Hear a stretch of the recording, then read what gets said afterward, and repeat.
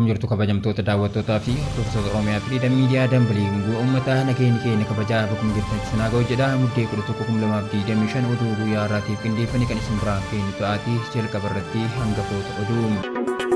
Hacuuccaa waggoota 5 falmitoota mirga namoomaa Itoophiyaa irra gahe qorannoon ifa baase. Baankiin biyyaalessa Itoophiyaa hojii waraqaa eenyummaa dijitaalaa biyyaalessaa tajaajila baankii wal qabsiisuu eegale.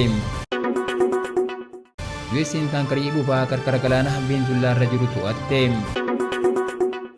Walitti bu'iinsa daangaa Taayilaandiif Kaamboodiyaa guyyaa afuraffaa seeneen jiddu seentummaan Tiraamp ni eegama. Yuukireen doonii boba'aa Raashiyaa galaana gurraacha keessatti haleeluu beeksifte. OFM Dambalii gunguma uummataa irraa oduu isinitti himuun kan isin waliin turan Gadaa Walaabuutii amma oduu bal'inaan. Hacuuccaa waggoota 5 falmitoota mirga namoomaa Itoophiyaa irra gahe qorannoon ifa baase. Dhaabbileen idil addunyaa dararaa hambisuu irratti hojjetan OMCT fi Federeeshiniin mirga namoomaa idil addunyaa mootummaan Itoophiyaa waggoota 5 darban falmitoota mirga namoomaa irratti hacuuccaa guddaa raawwataa jira jedhani. Guutuu isaa akka ta'an isiniif dhiyeessina. Dhaabbileen idil addunyaa dararaa hambisuu irratti hojjetan OMCT fi Federeeshiniin mirga namoomaa idil addunyaa mootummaan Itoophiyaa waggoota 5 darban falmitoota mirga namoomaa irratti hacuuccaa guddaa raawwataa jira jedhani. Dhaabbileen lama qorannoo gaggeessaa turan irratti hundaa'uun gabaasa haaraa baasaniin hidhaan dararaa achi buutee namaa dhabamsiisuu ajjeesuu fi biyyaa akka godaanan gochuun hammaataa jira jedhaniiru. Dhaabbileen kun bu'aa qorannoo isaanii mata duree Resolution of Progress Ethiopian Human Rights Defenders Under Attack jedhuun baasanii jijjiiramni erga ministeera muummee Abiy Ahmed aangoo qabatanii dhufe kan bitaa namatti galu ta'uu fi falmitoota mirgaa balaaf kan saaxile ta'uu ibsaniiru. Dhaabbanni siisoosaa Jenevaa godhate OMCT'n guyyaa mirga namoomaa idil addunyaa muddee 10/2025 yaadatamu sababeeffachuun gabaasa Itoophiyaa ilaalchisee baaseen bara 2020 haga bara 2025 sarbama falmitoota mirgaa irratti raawwate 41 qorachuu ibseera. Ammoo sarbamni raawwatamu kan isaan qoratan caalaa hamaa ta'uu marsariitii isaa gubbaatti barruu baaseen beeksiseera. Dhaabbileen siviilii Itoophiyaa hidhaa falmitoota mirgaa irratti raawwate 224 galmeessuu ibsee kana keessaa 201 kan gaazexeessota irratti raawwate ta'uu beeksise. Abbootii gadaa Karrayyuu 16 ajjeefaman dabalatee falmitoonni mirgaa fi dursitoonni hawaasaa hedduun ajjeefamuu ibseera. Waggoota 5 darban keessa gaazexeessitoonni 50 ol biyyaa baqachuu fi dirqamuu isaanis gabaasichi eereera. Namoonni dhibbaan lakkaa'aman bakka dho'isaatti ugguramuun dararaan kan irratti raawwatamu ta'us ibse. Dhaabbatichi qorannoo gaggeesse keessatti falmitoonni mirga namoomaa 7 dararaan irra gahuu himachuu ibse. 4 ammoo dho'isaan bakka buuteen isaanii akka dhabamu godhamu dhaabbatichatti himataniiru. Iddoowwan dararaan itti gaggeeffamu jedhamee maqaan kaampii waraanaa Awaash Arbaa irra deddeebiin dhaga'amuun rakkoon kun hangam hammaataa akka ta'e agarsiisa jedha gabaasichi. Barreessaa olaanaan OMCT Gerald Stavrock Awaash Arbaan maqaa deebi'ee dhaga'amuu hin qabne ture jedhanii. Maqaan isaa jiddu galeessa isaa biroo waliin ka'aa jiraachuun isaa mootummaa warra mirga namoomaaf dhaabatan hacuucuuf mala hamtuu fayyadamuu itti fufuu isaa nu yaadachiisa jedhaniiru. Addunyaan gaagama bakka adda addaa jiru ilaalaa jirti garuu immoo homtuu wanti tokkoyyuu wanti Itoophiyaatti deemaa jiru akka hin argine hin godhu kunis Itoophiyaan hegeree Afrikaa hegeree mirga namoomaati. Pireezidaantiin Federeeshinii mirga namoomaa idil addunyaa Alexis Desvis ejensiiwwan dhaabbata biyyoota gamtoomanii hedduun Itoophiyaan dararaa fi akka feeteen nama hidhuu dhaabbilee siviilii irratti raawwattu akka dhaabdu waamicha godhaa turanis deebii gaarii hin arganne jedhaniiru. Wayita riifoormiin gaggeeffamaa tures waamichi Itoophiyaaf dhiyaate kun gurra hin arganne jedhaniiru. Wayita riifoormiin gaggeeffamaa tures waamichi Itoophiyaaf dhiyaate kun gurra hin arganne jedhanii. Dhaabbileen lamaan kun mootummaan Itoophiyaa wayita muummeen ministeera Dr. Abiy Ahmed badhaasa Noobeelii dhimmoota uumamee ture akka deebisan waamicha dhiyeessaniiru. Guyyaa mirga namoomaa idil addunyaatti Itoophiyaan warra mirgi namoomaa akka kabajamu hojjetan eeguu irratti murannoo qabdu tarkaanfii qabatamaa fudhachuu qabdi jechuun waamicha dhiyeessaniiru. Namoota mirga namoomaaf falmuu isaanii irraa kan ka'e hidhaman akka gadhiiftu akkasumas sarbama mirga isaanii irratti raawwatamee fi gaafatamummaan akka mirkanaa'u akka gootuu fi iddoolee dhokatoo dararaan itti raawwatu akka cuftu waamicha dhiyeessaniiru.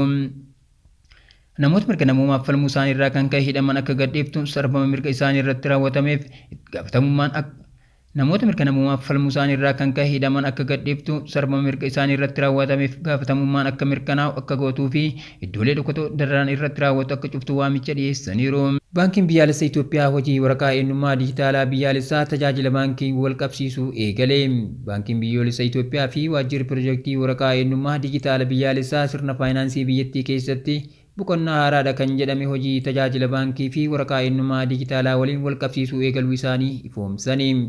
dabalataa akka taantu isiniif dhiyeessina. Baankii biyyoolessaa Itoophiyaa fi waajjirri piroojeektii waraqaa eenyummaa dijitaalaa biyyaalessaa sirna faayinaansii biyyattii keessatti boqonnaa haaraadha kan jedhame hojii tajaajila baankii fi waraqaa eenyummaa dijitaalaa waliin wal qabsiisuu eegaluu isaanii ifoomsanii.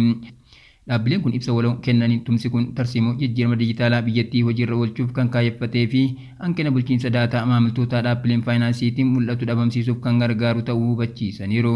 Akkasuma maamiltoonni odeeffannoo waqtawaa fi sirrii ta'e haalaan akka qabaataniif kan dandeessisu ta'ullee ibsani. Baankiin biyyaalessaa Itoophiyaa piroojeektii waraqaa eenyummaa biyyaalessaa dijitaalaa waliin ta'uun lakkoofsi wabii NDI tajaajila baankii fayyadamu walitti hidhuudhaaf ka'umsa ijoo ta'uu hubachiiseera. Ibsichi baankonni hundinuu amajjii 9/2026 irraa eegalee sirna waraqaa eenyummaa maamiltoota herreega haaraa banan karaa sirna haaraa kanaan akka mirkaneessan kan akeeku yoo ta'u, maamiltoonni amma jiran amajjii 1 irraa kaasee hanga waxabajjii 7/2026tti odeeffannoo isaanii sirnaan adda baasuun waraqaa eenyummaa biyyaalessaa waliin wal qabsiisuu akka qaban cimsee ibseera. Jijjiiramni dijitaalaa kun baankonni adeemsa odeeffannoo maamiltoota mirkaneessa keessatti tajaajila durii veerifaayidaa tokko irraa gara haaraa fi ammayyaa veerifaayidaa lamaatti akka ce'an ni taasisa jedhameera. Ibsichi baankiin biyyaalessaa baankotaa fi dhaabbileen faayinaansii maakirootii fi qajeelfama qabatamaa bal'aa akka hojiirra oolchaniif kan baase ta'uu odeeffannoon baankicharraa argame ni mul'isa. USA'n taankarii boba'aa qarqara galaanaa Venezuelaa irra jiru to'atte. Humni waraanaa Ameerikaa taankarii boba'aa qarqara galaanaa Venezuelaatti argamu to'achuu pireezidaant Tiraamp dubbatanii. Bal'ina isaa akka taantu isiniif dhiyeessina. Humni waraanaa Ameerikaa taankarii boba'aa qarqara galaana Venezuelaatti argamu to'achuu pireezidaant Tiraamp dubbatanii. Kunis duula Ameerikaan mootummaa biyyattii Nikolaas Maaduroo irratti taasisaa jirtu kan agarsiisedha. Qarqara Venezuelaatti taankara boba'aa to'annee irra taankarii guddaa baay'ee guddaan akkasii kana dura qabamee hin beeku jechuun Tiraamp Waayit Haawusitti himanii. Abbaan alangaa waliigala USA Paampoon yeroo taankariin kun to'atamu viidiyoo agarsiisuu gadhiisuun taankarii boba'aa gurirra kaa'ame Venezuelaa irraa Iraan geessu jedhaniiru. Mootummaan Venezuelaa magaalaa guddoo biyyattii Kaarakaas irraa tarkaanfii kana balaaleffachuun gochaa wambadummaa daangaa ce'e kan jedhe yoo ta'u, kanaan dura pireezidaant Maaduroon Venezuelaan kolonii boba'aa hin taatu jedhanii. Bulchiinsi Tiraamp Venezuelaan qorichoota sammuu nama adoochan gara Ameerikaatti geejjibdi jechuun kan himatu yoo ta'u, sababa kanaanis pireezidaanticha irratti dhiibbaa jabeessaa jira. Venezuelaan biyya kuusaa boba'aa guddaa addunyaa kanaa mirkanaa'e kan qabdu yoo ta'u, gamasiitiin Ameerikaan leechalloo kiyyatu barbaaddi jetti. Roobii USA'n taankarii to'achuun dhaga'amuun booda gatiin boba'aa amma ta'e kan hir'ise yoo ta'u, xiinxaltoonni tarkaanfii kana booda fudhatamu dooniiwwan Venezuelaa boba'aa geejjibaan yaaddessuu mala jedhanii. Abbaan alangaa USA Paampoon ministeera haqaa waajjira qorannoo federaalaa ittisa biyyaa ministeera hajaa biyya keessaa fi eegdota galaanaatu waliin ta'uun to'annoo kana gaggeesse jedhaniiru. Abbaan alangaa ergaa X irratti barreessaniin taankariin kun boba'aa seeraan ala geejjibuun gareelee shororkeessitoota biyya alaa deeggaruun qoqqobameera jedhanii. Viidiyoon abbaa alangaa Paampoontiin viidiyoo yeroo helikoophitarii doonii guddaa tokkorra marsuu fi loltoonni wadaroodhaan keessaa bu'an agarsiisu qoodaniiru. Namoonni uffata dambii keewwatan kunneenis qawwee qabatanii yeroo gara dooniitti siqanis mul'ataniiru. Qondaalli waraanaa gameessi tokko CBS'tti yoo dubbatan helikoophitaroonni kunneen doonii waraanaa USS Gerald Ford akka addunyaatti isa guddaa ta'ee fi baatii darbe gara naannoo Karabiyaaniitti ergameerraa furguggifamanii. Kunis helikoophitariiwwan 2 miseensota eegdota galaanaa 10 fi loltoota galaanarraa 10 akkasuma humna addaa fayyadamuun to'annoon kun kan gaggeeffame. Hoogganaan waajjira ittisaa fi Teeksis Operaashiniin kun gaggeeffamu quba qabaachuu himuun Tiraamp tarkaanfii wal fakkaataa dabalataa gaggeessuuf akka barbaadan himanii. Ameerikaan taankara kanatti maal gooti jechuun kan gaafataman Doonaald Tiraamp boba'aa kana ilmoo fudhannaa ni kaayanna jedhaniiru. Walitti bu'iinsa daangaa Taayilaandii fi Kaamboodiyaa guyyaa afuraffaa seeneen jidduu seentummaan Tiraamp ni eegama. Waldhabdeen daangaa cimaan biyyoota ollaa kibba baha Eeshiyaa Taayilaandii fi Kaamboodiyaa jidduutti mudate guyyaa afuraffaa isaa seeneera. Guutuu isaa akka taantu isiniif dhiyeessina. Waldhabdeen daangaa cimaan biyyoota ollaa kibba baha Eeshiyaa Taayilaandii fi Kaamboodiyaa jidduutti mudate guyyaa afuraffaa isaa seeneera. Gamoonni lachuu isa kaan seera idil addunyaa cabsuu fi abbaa biyyummaa cabsuu jechuun himataniiru. Bilbilli pireezidaantii Ameerikaa Doonaald Tiraamp irraa bilbilame walitti bu'iinsa kan inni laaffisa jedhamee eegama. Lolli wiixata irraa eegalee adeemsifamaa ture kun meeshaa waraanaa gurguddoo, xiyyaarota waraanaa fi meeshaa waraanaa kan hirmaachise ta'uun gabaafame. Keessattuu mana qulqullummaa seena qabeessa Pirihiveerii fi naannoo daangaa falmisiisaa birootti lolli kun akka cime gabaasni mul'isa. Walitti bu'iinsa kanaan namoonni 500,000 ol biyyoota lamaan irraa buqqa'aniiru. Aangawoonni Taayilaand manneen barnootaa daangaa irra jiran cufanii jiraattota gara gaaddisaatti ceesisaa jiru. Loltootaa fi namoota nagaa dabalatee namoonni hedduun gama lachuutiin ajjeefamanii. Biyyoonni lamaan waldhabdee kan ilaalchisee seenaa adda addaa kennaniiru. Taayilaand loltoonni Kaamboodiyaa waliigaltee idil addunyaa cabsuun albuuda haaraa daangaa irratti kaa'uu isaanii himatti. Akkasumas loltoonni Kaamboodiyaa dursanii dhukaasa banan jedhu. Kaamboodiyaan Taayilaandiin meeshaa waraanaa gurguddaa fayyadamuun lafa Kaamboodiyaa irratti boombii darbachuu fi namoota nagaa qulqulluu irratti xiyyeeffachuu isii himatte. Pireezidaantii Seeneetiin Kaamboodiyaa fi hoogganaan duraanii Hun Seen ofirraa ittisuuf deebii cimaa akka kennan doorsisaniiru. Pireezidaantiin Ameerikaa Doonaald Tiraamp kanaan dura biyyoota lamaan jidduutti dhukaasa dhaabuu giddu galeessa ta'anii kan turan yoo ta'u amma garuu waliigalteen sun adda citeera.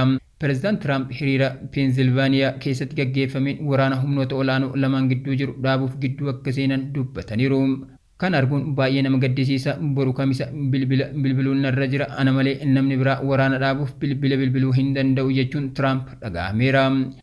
Kanaaf hawaasni addunyaa fi hooggantoonni biyyoota lamaanii bilbila pireezidaant Tiraamp irraa eeggataa jiru. Kunis walitti bu'iinsa kana salphisuuf murteessaa ta'a jedhameera. Yuukireen daldala boba'aa Raashiyaa galaana gurraacha keessatti yeekuuf jecha doonii boba'aa guddaa qaama dooniiwwan gaadidduu Moskoo ta'a jedhamee amanamu irratti haleellaa raawwatteetti. Dabalata isaa akka taanusiniif dhiyeessina. Yuukireen daldala boba'aa Raashiyaa galaana gurraacha keessatti yeekuuf jecha doonii boba'aa guddaa qaama dooniiwwan gaadidduu Moskoo ta'a jedhamee amanamu irratti haleellaa raawwatteetti. Akka maddeen nageenyaa Yuukireen jedhanitti haleellaan kun doonii Indashan jedhamtu kan dho'isaan alaabaa Komoros jalatti deemtu irratti raawwatame. Dooniin kun qophii gamtaa Awurooppaa fi UK jala kan jirtu yoo ta'u yeroo haleellaan kun raawwatamu saffisa guddaadhaan bishaan Yuukireen keessaa gara buufata doonii Raashiyaa Novorosk jedhamtutti deemaa turte. Hojiin kun humna galaana Yuukireenii fi tajaajila nageenyaa waliin kan raawwatame yoo ta'u xiyyaarota nama maleessa CABB jedhaman kanneen dho'aa fe'aman fayyadamuu kan of keessaa qabudha. Dirooniin kun akkuma suurawwan irratti mul'atutti duuba taankarichaa rukutanii dho'iinsa guddaa fi miidhaa guddaa geessisuudhaan hojii ala akka ta'e himameera. Yuukireen taankaroota akkasii irratti xiyyeeffachuun qaama karoora tarsiimoo Raashiyaan galii boba'aa irraa hir'isuun waraana isiif maallaqa kennuuf qabdu keessaa tokko ta'uu ibsiteetti. Torban lama keessatti Yuukireen taankaroota Raashiyaa irratti haleellaa raawwachuun kun yeroo sadaffaadha. Miidhaa fi maalummaa haleellaa kanaa ilaalchisee ibsi ofiisii Raashiyaa irraa kenname hin jiru. Haa ta'u malee haleellaan akkanaa dooniiwwan daldala galaanaa gurraacha keessa jiran balaa guddaa akka qabaatan taasisa jedhameera. Kabajamtoota daawwattoota keenya. Tamsaasa keenya akka namoota hedduu bira gahuuf peejii keenya follow share gochuun akkasuma YouTube chaanaalii keenya subscribe godhuu hin dagatinaa. Oduun guyyaa kanaaf qaban kanneen turani waan nu daawwattaniif galatooma.